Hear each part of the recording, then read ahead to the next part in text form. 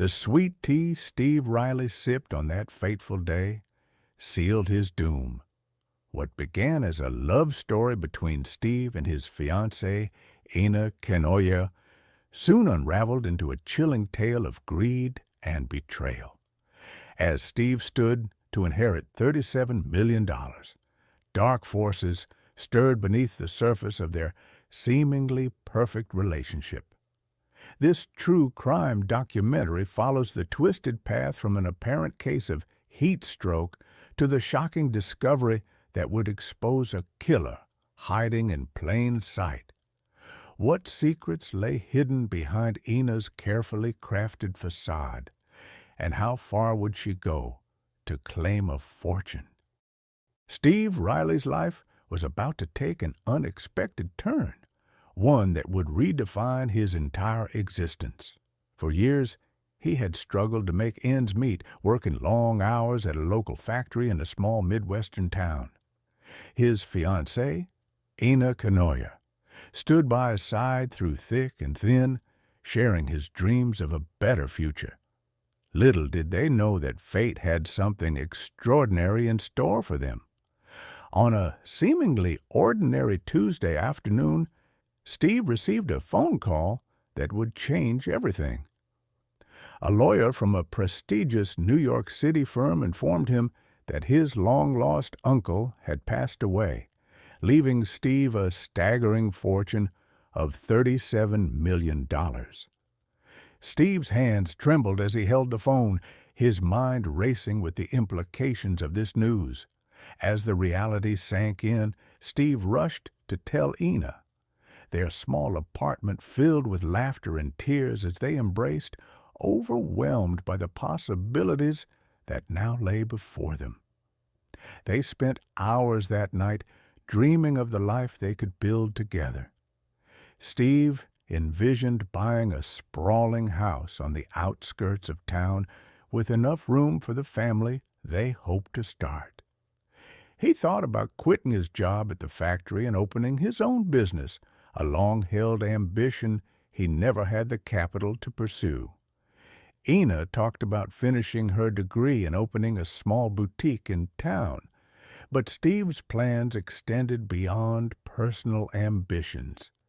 He dreamed of setting up scholarships for local kids, funding improvements to the town's struggling schools, and building a new community center.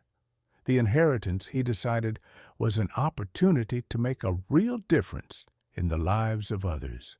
As the days passed, Steve found himself constantly checking his phone, eagerly awaiting more details from the lawyer. He pored over financial magazines and websites, educating himself on managing such a large sum responsibly. Ina noticed a new spring in his step, a newfound confidence radiating from him. The lawyer explained that Steve would need to fly to New York to meet with the legal team and sign the necessary documents. As the date approached, Steve's anticipation grew. He bought a new suit for the occasion, wanting to look the part of a millionaire-to-be. The night before his flight, Steve and Ina sat on their small porch, looking up at the stars. They talked about their future, making plans and promises. Steve reached for Ina's hand, squeezing it gently. "Everything's going to be different now," he said, his voice filled with hope and excitement. "We're going to have the life we've always dreamed of." As the stars twinkled above Steve and Ina on that fateful night, they were oblivious to the dark undercurrents threatening their relationship. The facade of happiness they presented masked a tumultuous reality about to explode tragically. To their small Midwestern town, Steve and Ina seemed perfect. Steve's easy-going nature had won many over, while Ina appeared supportive. But behind closed doors, a different story unfolded. Ina's troubled past cast a long shadow.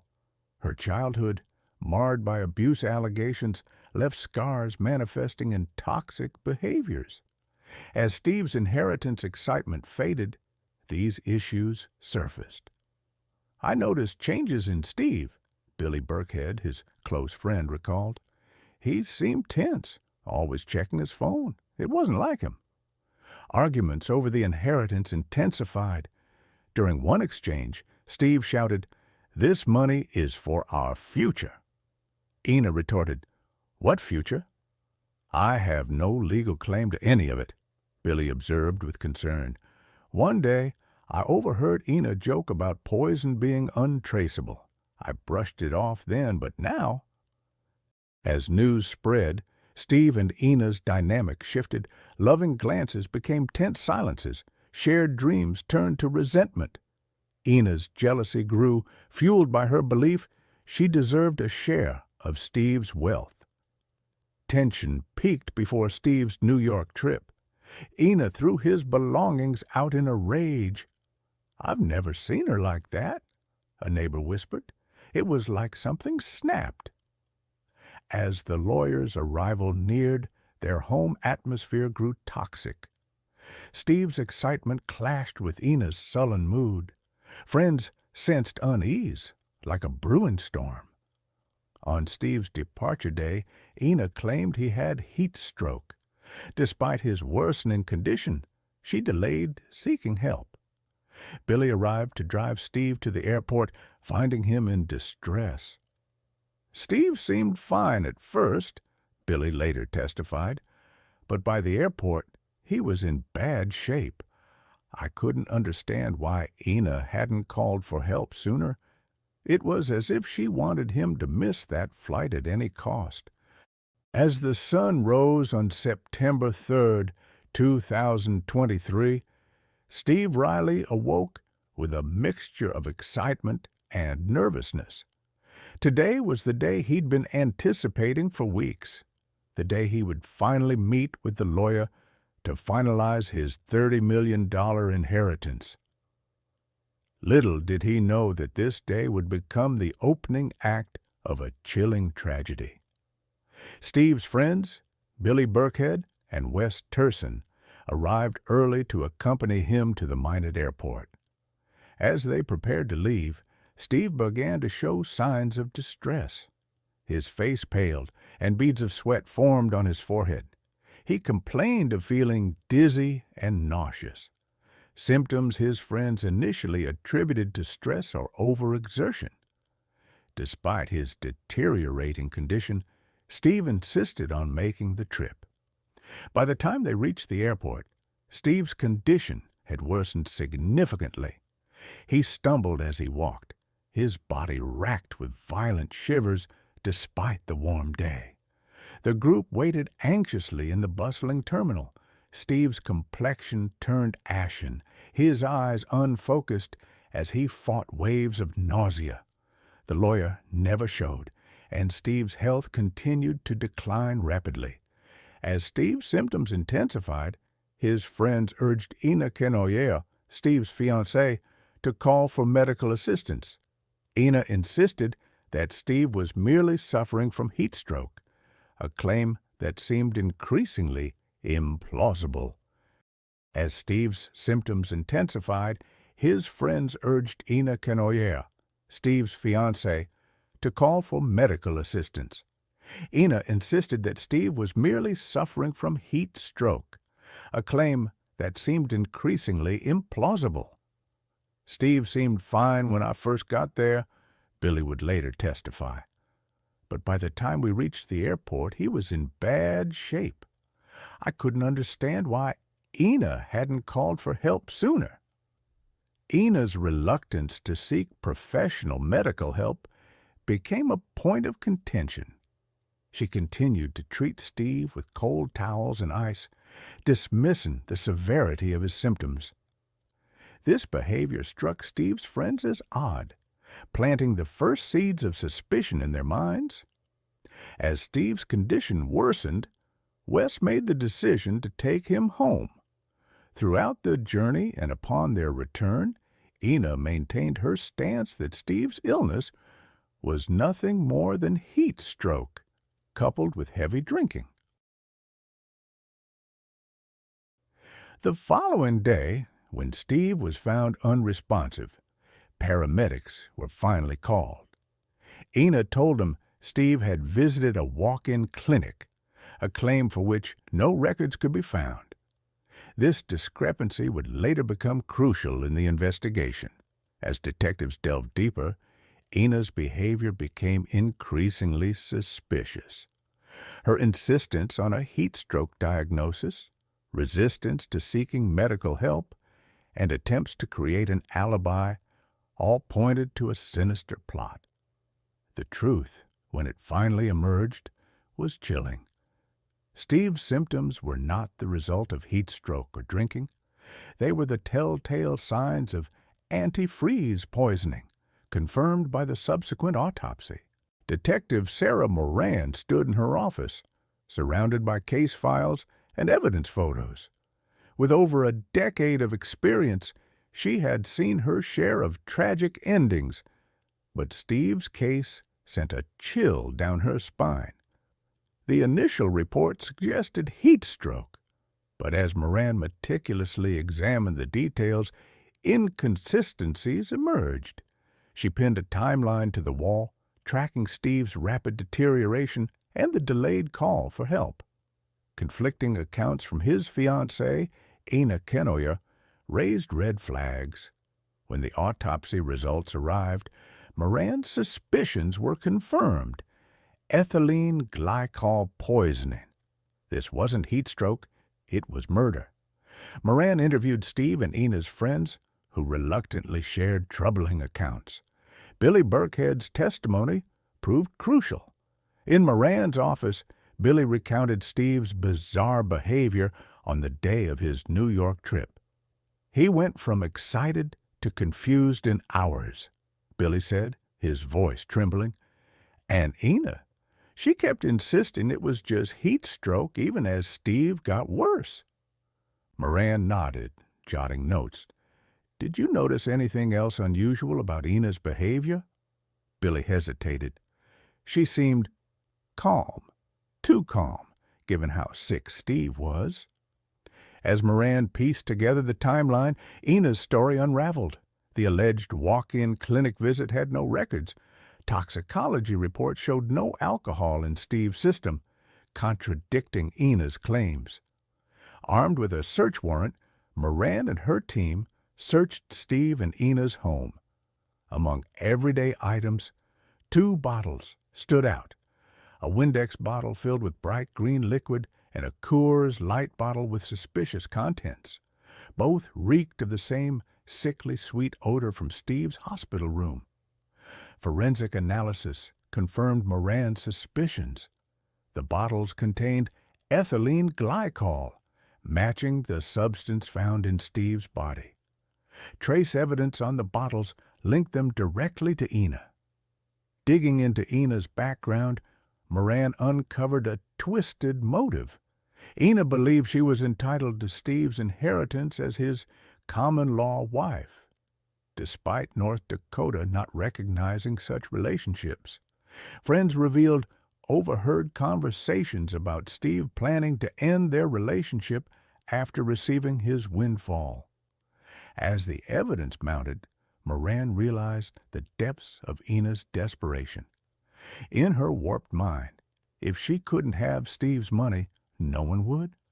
The case that began as a suspected heat stroke had revealed a chilling tale of greed, deception, and premeditated murder that would shake the small Midwestern community to its core. Steve's symptoms, dizziness, nausea, rapid heartbeat, aligned perfectly with antifreeze poisoning. Ethylene glycol, the main component of antifreeze, has a sweet taste easily masked in sugary drinks like the tea Ina had served Steve. The detective couldn't help but imagine Ina in the kitchen just days before, carefully pouring the toxic liquid into Steve's favorite mug. The image of her stirring it with a spoon, a look of determination on her face, sent shivers down Moran's spine. Antifreeze poisoning typically progresses in 3 stages. Initially, the central nervous system is depressed, causing drunken behavior and vomiting. Next, cardiopulmonary symptoms appear, including rapid breathing and irregular heartbeat. Finally, renal failure sets in, often proving fatal if left untreated. The forensic analysis confirmed their suspicions. Both containers held significant amounts of ethylene glycol, providing the direct link between Ina and Steve's poisoning. This grim discovery transformed ordinary household items into extraordinary evidence. As the team prepared to confront Ina, Moran felt a mix of satisfaction and sadness. The bottles had unraveled the case, but they also represented a tragic end to a relationship built on false pretenses.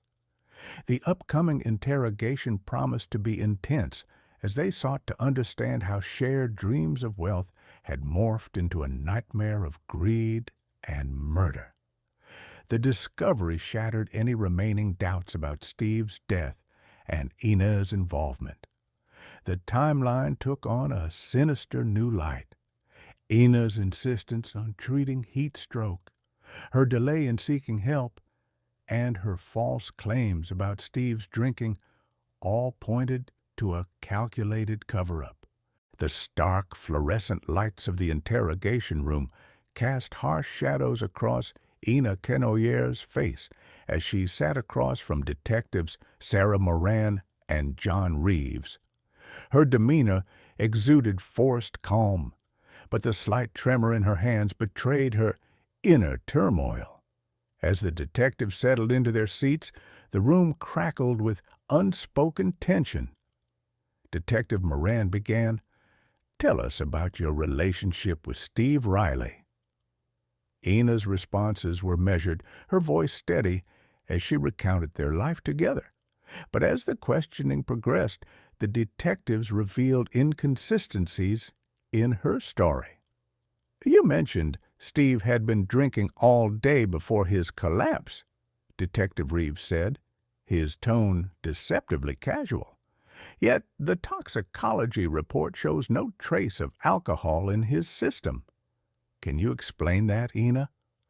A flicker of uncertainty crossed Ina's face. I don't understand. He must have been drinking. I saw him with those beers." The detectives exchanged glances, their strategy unfolding. Piece by piece, they dismantled Ina's carefully constructed narrative. As the interrogation wore on, Ina's composure cracked. Her story shifted, timelines changed, and explanations grew convoluted. "Why did you insist on treating Steve for heat stroke when his symptoms clearly indicated something more serious?" Detective Moran asked, her voice tinged with accusation. Ina's eyes darted around the room. I thought that's what it was. It was so hot that day." The psychological pressure mounted. The detectives alternated between sympathy and confrontation, keeping Ina off balance. They presented contradictory witness statements and damning autopsy results. "I think I need a lawyer," Ina finally blurted out, her voice quavering. Detective Reeves leaned forward. "Before you do that, Ina, understand this. We know about the antifreeze. We found the bottles in your home. We know about Steve's plans to leave you after receiving his inheritance. And we know about your mistaken belief that you were entitled to part of that money as his common-law wife." Ina's face drained of color. The walls she had built around her lies collapsed, and the truth clawed its way to the surface. "I didn't mean for it to happen like this," she whispered, tears welling up. I thought I deserved something after all these years, and when I found out he was going to leave me with nothing." Her confession that followed revealed the depths of human desperation and the destructive power of greed. Ina detailed how she had poisoned Steve, believing his death would secure her financial future. A delusion fueled by years of struggle and a misunderstanding of North Dakota law. The somber atmosphere of the courtroom hung heavy as Kenoyer stood before the judge awaiting her sentence. Steve Riley's grieving loved ones filled the room, their faces etched with pain and anger. As the judge delivered the verdict, a collective gasp rippled through the crowd. For Steve's family, this moment marked the end of a legal battle and the beginning of a long journey towards healing. Stephanie Gonzalez, Steve's sister, rose to deliver her victim impact statement. Her voice quivered with raw emotion as she addressed Ina directly. "Your sentence will never be enough. The punishment should fit the crime, but nothing can bring Steve back." Her words resonated through the courtroom, a stark reminder of the deep wounds inflicted by Ina's betrayal. Ryan Riley, Steve's son, followed with his own heart-rending testimony. "Taking away someone so important has shattered our lives," he said, his voice barely audible. "The burden we carry is indescribable. I wish I could turn back time and prevent this tragedy." As the proceedings continued, the emotional toll on Steve's family became painfully clear. The loss of a loved one to homicide often leaves deep psychological scars, leading to depression, anxiety, and post-traumatic stress disorder. For Steve's family, their grief was compounded by the betrayal of someone they once trusted. Even as she found satisfaction in bringing Ina to justice, as the dust settled on the case, a startling revelation emerged. The Minot Police Department announced that they did not believe the $30 million inheritance ever existed. The very foundation of Ina's motive was likely nothing more than an elaborate scam, adding another layer of tragedy to an already heartbreaking story. The tragic tale of Steve Riley and Ina Kenoyer is a chilling reminder of how the promise of wealth can corrode even the most intimate bonds. Experts stress the importance of recognizing warning signs in relationships, particularly when financial stress or expectations of sudden riches come into play. These pressures can breed jealousy and desperation, turning love into a toxic mix of greed and entitlement. Ina's misguided belief in her entitlement to Steve's inheritance led to a horrific betrayal, shattering lives and dreams.